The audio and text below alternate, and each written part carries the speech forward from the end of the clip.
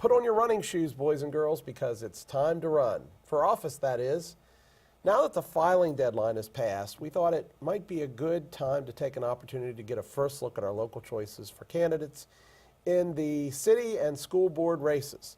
Let's run down the list. First of all, on the mayor list, we have Bob Brucci. And by the way, we'll put his contact information on the screen. What do we know about Bob? Tim? Well, this is going to be one of the two probably most fascinating things about this election coming up is the school board on one hand, but the other is the rematch between Bob Brucci and David Geispertz. Last we saw those two, there was a big stadium hanging in between the middle of them, and it got to be seen as a referendum on the stadium, I think, as much as it was the candidates themselves. And so you had Brucci on one hand, who was promoting the stadium. You had Geispertz, who was running in to kind of sort of stop it.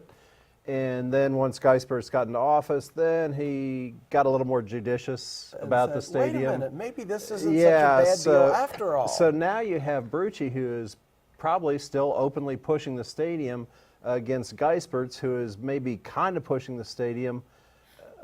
That's going to be interesting to see where that one plays out. Brittany, you're our newest Flipside talent person. What do you think on the Brucci side? I'm the Bob.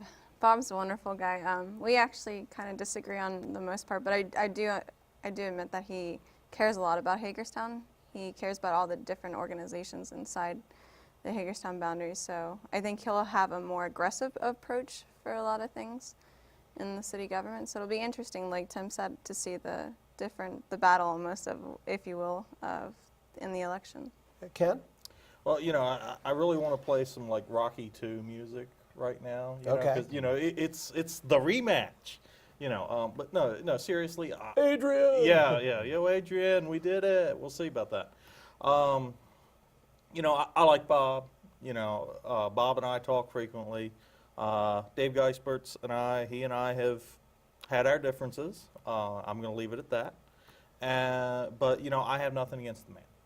Okay. You know, I think it's going to be an interesting match, and you know, at the end of the day, I really think that both of them do care about Hagerstown.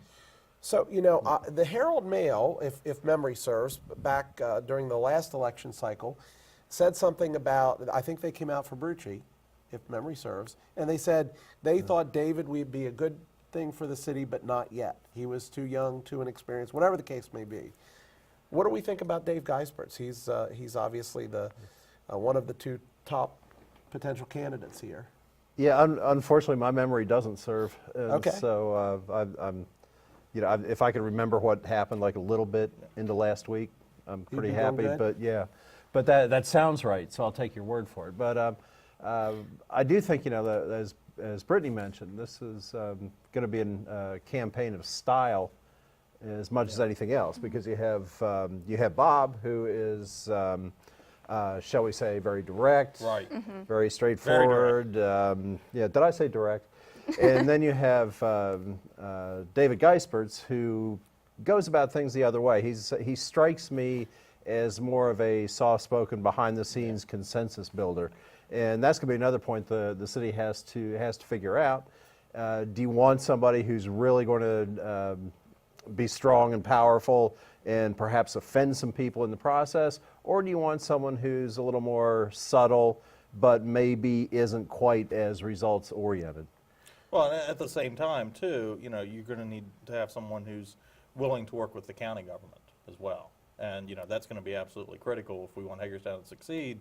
You need county partnerships. So our other two representatives or other two candidates in the mayor race, we have Rachel Cooper, who frankly I don't know much about. You'll see Rachel's information on the screen here. But Rachel is a candidate. I guess she's new to the political world. Yes, I believe so. Yeah, there have been some speculation as to whether she's going to stay in the race. I don't know at this time if I that heard is that same true or not. speculation, but I haven't heard anything definitive either.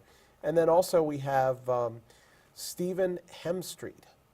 And there again, I think from my perspective, I have not heard a lot about Stephen. Again, his information will be on the screen. Obviously, over time, these candidates will start putting out more information about themselves. It's important to find out about the candidates that are running. If you're, I think Right. we had a record turnout the last mayoral race, 67% turnout in the city, which I think is a record, and hopefully that'll happen again. So you got 4 choices. Well, and something important to note, though, too, is that, this is the first nonpartisan mayor race for Hagerstown. Right. So, you're not just going to have people voting on, on party lines. You're going to have people who are actually going to have to be interested in what the candidates actually stand for. I'm going to be interested to see if that has any effect. In a way, Hagerstown is so small Right. that it's like going to your family reunion and trying to pretend you don't know which are on your dad's side and which are on your mom's side. Everybody kind of knows what the party affiliations are Sure. in the background. I don't know if that's going to have an effect or not. I would kind of hope so, and that it would get the independents a little more, feeling a little bit more a part of the process, but we'll see. So on the city council side, we have some incumbents that are running again. We have Kristen Alshire, we have Lou Metzner, Don Munson, and Penny Nye. Anything on the incumbents that anybody would like to say? Well, I mean, I know there has been, I've seen a lot of talk on social media with a lot of people that are not satisfied with the job that the current Hagerstown City Council is doing. I think it's definitely going to be a very competitive race. I'll say the one thing that is different to me this time around is it seems like one of the 3 panels, whether it's the county commissioners or the school board or the city council, at any given time, one of those panels is just kind of totally nuts. Okay. And Care to suggest which one's nuts at this point? yeah, it's not the city. Okay. And that's my point here. You've got a Board of Education that's just about to come off the rails by the looks of it, and you have a council that I think has had some green shoots of gravitas, if you want to put it that way, lately. They've been, they have their consultant plan that they've been plugging away on kind of more or less. There haven't been any, do you know who I am fiascos, as we saw in the past a couple terms ago. And they seem to have somewhat righted the ship. They're not the laughing stock that they had become maybe a term or 2 ago. Okay, interesting.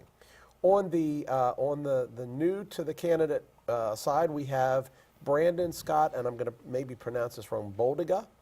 We have Emily Keller. I haven't seen a lot on Brandon Scott yet. I know Emily has a video out. I saw that on Yes. Facebook. We have Dot McDonald Klein. We have Colin Ploskaroo, former panelist on this show. We have Carlos Reyes and Aaron Smith. Yeah. Anybody know anything about any of those folks? So I know Aaron Unfortunately, Smith. no. Okay. I actually talk with him online a lot.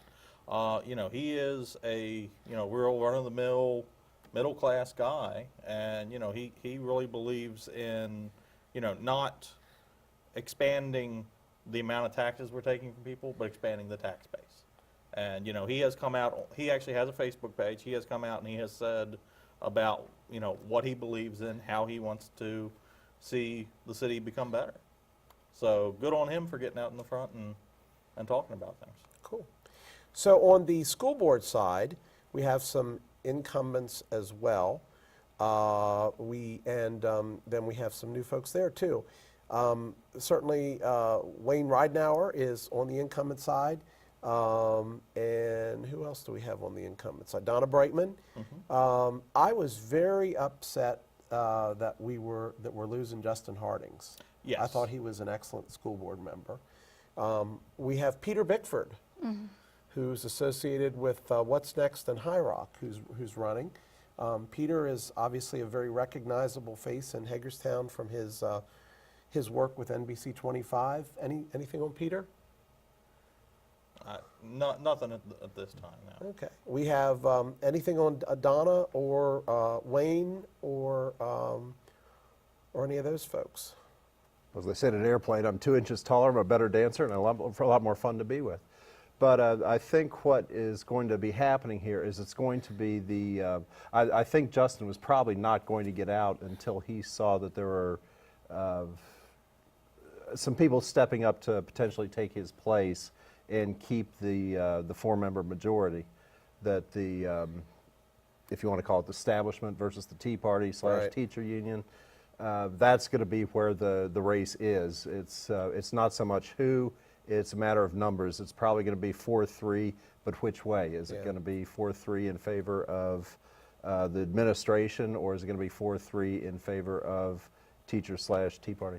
Well, and on the teacher side, we have Stan Stauffer, former educator with Williamsport High School, and former, I guess, soccer coach out there, who was, again, great teacher. I personally wonder about the mix between business people and ex-teachers. You know, what an interesting mix, you know, Tea Party / teachers union.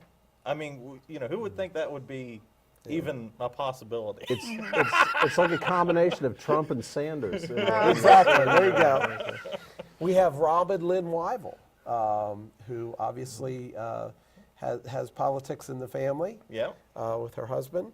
Melissa Williams is running. Al Martin, former treasurer with the city of Hagerstown. You know a little bit about Al? I was very ecstatic and pleased to see that Al was running. I don't think that you're going to find a more dedicated person to run for the school board. He has a very comprehensive background, whether it's in literacy, because he works with the Washington County Public Library. He also has an immense background in the arts with, of course, the Art Museum, and then with Discovery Station, he's our financial guy there. So I know that he has a very strong position on science and technology and math, of course. So I think it's going to be really good. And then finally, last but not least, Joseph Chandler. So again, we've got a number of candidates here. I think there are 4 positions open this time. Is that correct? Is this the 4-year or the 3-year? I believe this is the 4-year, but This is a I wouldn't 4-year. swear to it. I think it's the 4-year sounds as right. well. Yeah, So, all right. but if that's it's all. not, it's 3. There you go. That's all the time we have on that. Next up on the flip side, the local Republican Central Committee got a mulligan on the open county commissioner seat. Our panel will discuss this important appointment. Stay tuned.